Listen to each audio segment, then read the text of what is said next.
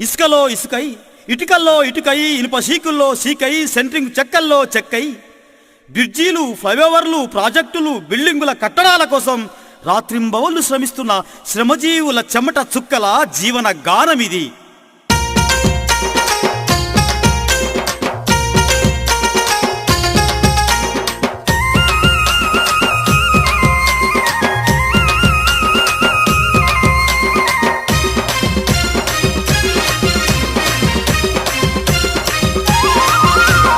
తాపి తట్ట మెట్న గుండు దారం, నెత్తురు చెమటే మా జీవనదారం.